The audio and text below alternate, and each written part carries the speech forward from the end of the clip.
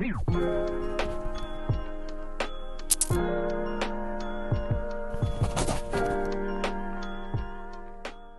everyone, welcome back to my channel, and today I'm doing a very excited and super requested video, which is what's better for university, the iPad or the MacBook. So I did see Mia Alice do this video first. I'm not sure if she created the idea or if she got it from somebody else, but I thought it was a really good video and I thought I would recreate it from a politics and philosophy student perspective. If you don't know, I am a politics and philosophy student at the University of Sheffield. I'm just finishing up on my first year and my entire year has been online, so I've had lots of experience using these devices for online learning. I do have the MacBook and the iPad. I also have an iMac, but I'm not going to be speaking about that in this video because I have that mostly for YouTube purposes, like replying to emails, editing my videos, that kind of thing. I do sometimes use it to watch lectures on, but these two are perfectly fine for watching lectures on, so I'm just going to pretend that that one doesn't exist for the purpose of this video. Also, I would just like to point out that I am so lucky to have both of these devices. In such a fortunate position to be able to have both of them and be able to talk to you guys about them. This is my laptop. As you can see, it is really nice. Got this one as a birthday present, so it is pretty new. I absolutely love it and I'll talk to you guys a little bit about how I use it. It's the 13-inch MacBook Air. It's a 2020 edition and it's space grey. It has 250GB of storage, which I think is just like the baseline level of storage, and I actually paid about £800 for this. I got this from the Apple store, and what I did was I traded in my old MacBook. I had a 2013 MacBook Air, which is so old. I got it at the start of secondary school and it lasted me all the way up until college, but it was kind of on its last legs. It had about 20% battery left in it. It had so little storage that I basically couldn't keep anything on it, so I did trade that in for this one, which took off a little bit off the price. And then I also used Apple student discount, which is great if you guys are looking to purchase any Apple products. I would recommend getting uni days and getting, I think it's a 10% student discount, which is really good because that takes off a couple £100 off of these devices. So first, let's talk about the pros of the MacBook. So the MacBooks are really great because they have basically all systems and apps that you could possibly want to use, because they have all of the Microsoft Office packages like Word, Excel, PowerPoint, etc.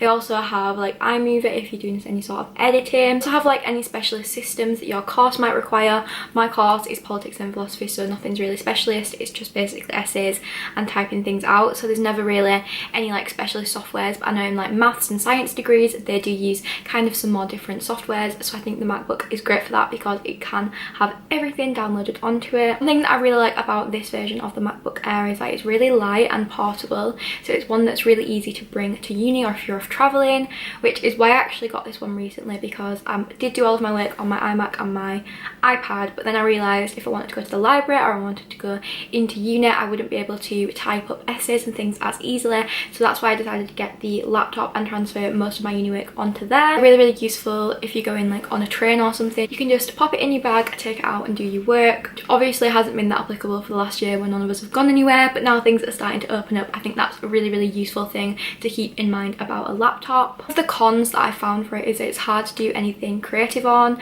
So if you're someone who likes to make graphics, do drawings, if you do YouTube and you want to make thumbnails and that kind of thing, it's not very easy to do that on because you have to like go onto websites and kind of like faff around making them, and it's really hard to do with the like flat mouse thing because you like click in, and yeah, it's just not a fun time, and I find that quite like difficult to like do anything creative with. So if you're a really creative person like me, you might want to consider that if you're thinking about getting a laptop. Also, one thing I would say about it is it's not as fun to use as an iPad. iPads are kind of more of like a novelty thing to use, and I find my iPad like quite fun. Overall, the MacBook is an amazing device and I think it would suit most uni students very well. If you're just using it for the basic functions to browse the internet, any kind of systems or apps, and to do your uni work on, I think it would be a perfect fit for most people. And to be honest, I think if you're going to get one, I would probably go for the laptop, just because I think it's more practical, it's more across the board, it kind of works for everybody, and then think about investing into an iPad later rather than getting an iPad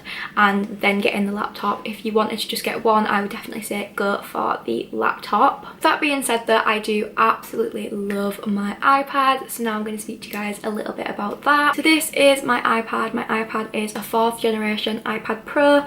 I have a key keyboard and an Apple Pencil. Here's my keyboard and there's my Apple Pencil. I usually do have them attached, but I think it's just easier to hold it up when I haven't got the keyboard attached because it's kind of heavy. So I actually got this iPad a little bit randomly at the start of the year. I was thinking about getting one for uni because I'd seen people like write their notes out on their iPad, and I'd seen them kind of go all around the StudyTube community, and they're like a super popular, super hyped device on there, mostly because of the aesthetic note taking and that kind of thing. I decided at the start of the year that I wanted to go paperless. That was something that was really important to me. I knew throughout my A-levels I wasted so much paper by making my notes on them, by doing essay plans and just writing everything out on paper. I had like these massive folders that were like this thick full of all of my A-level notes, and I just thought if I could just decrease that paper waste and do it all online, that would be a lot better. Basically, I ended up getting this iPad because my cousin was selling it. I can't really remember why she had it or like why she was selling it, but basically my cousin was selling it, so it was still like brand new in the box and everything,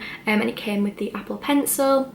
And yeah, I just got it because she was selling it and it was there, and I was like, well, I could do with one, I might as well get it when my cousin's selling it for a little bit cheaper. So let's go into the pros. So one of my favorite things about the iPad is note taking. I love using the app GoodNotes. It is a paid app, I think it's around £10, but it's literally so good for uni notes. I use it to write down all of my lecture notes. You can handwrite or you can type. I do type now, I've got my iPad keyboard. However, I did used to write it all out, and that was really nice. I love writing, I love doing like calligraphy and writing nice fonts and that kind of thing, but just for me, like with time saving, I like to type it out on my iPad. A lot of people, they learn by writing things down, so if you're that kind of person, then an iPad would be absolutely great for you because you can like write it over and over again. Also, I've heard they're really good for people with dyslexia because you can write out your notes and it doesn't have to be the final version of your notes, because you can rub things out, restart them, move things around on the page. Yeah, overall, like the GoodNotes app, the note-taking resources on the iPad are really great, and I would recommend that if you are interested in that kind of thing. Also, if you are doing a course like mine where you have a lot of reading, I would really recommend the iPad for that. Also, if you just like reading in general, that is a great option because the Apple bookstore has so many books. However, I think if you're just buying it for the reading aspect, maybe get an iPad mini, because this iPad is very big, as you can see, so sometimes when I'm reading it's hard to like hold it somewhere, but I have really bad eyesight, so I do actually quite like having a big one because I can see everything very clearly, and I don't have to like make the font size any bigger or anything like that. Also, if you are a creative person, or if you're doing a creative course, or you do something like YouTube, then I would recommend the iPad for drawing, journaling, like doing anything kind of creative with, because it does have the Apple Pencil. There's loads of apps like Procreate, Adobe Draw, it's just like a ton of them. I really love them. It's where I create all of my YouTube thumbnails. I don't know if you guys have noticed, but I've been putting a little bit more effort into them recently.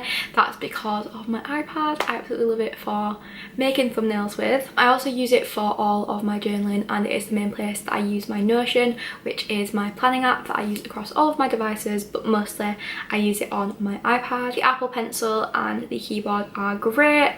I find they really help with my use of the iPad. I don't think I really like the iPad as much without the Apple Pencil.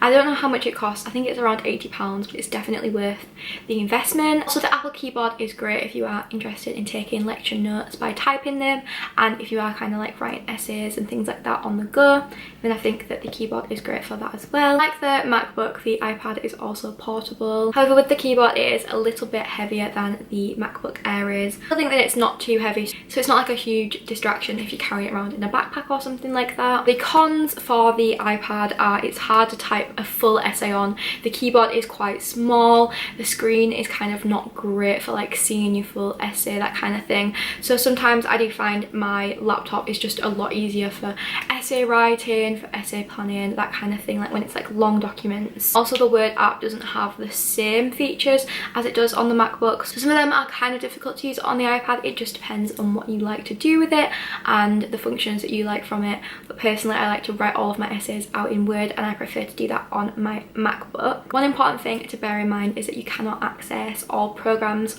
on an iPad, so you can't download things like iMovie in full, Word, PowerPoint, Excel, they all work slightly differently on the iPad. I personally don't use any other systems and things, but I'm sure that some of those wouldn't be downloadable on the iPad because iPads can only have apps, whereas the apps for the MacBook are slightly different. You can like download things from the internet as apps and that kind of thing. So the iPad does not have as much storage, so if storage is something that you need, then I would bear that in mind. Yeah, overall I do really love my iPad. It's really great as a creative outlet for me.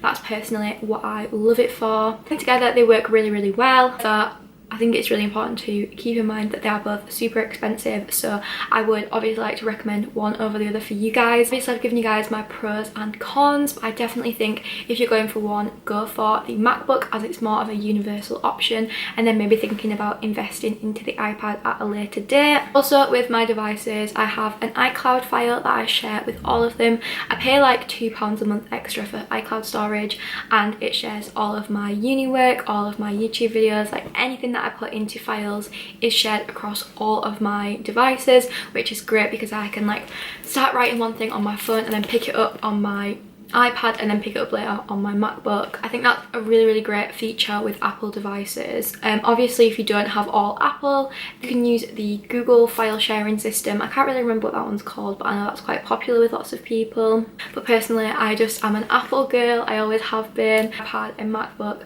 since year 7. It's been the computer system that I have preferred to use. If you guys have any more questions about what I've spoken about in this video, please leave them down in the comment section and I will get back to you guys.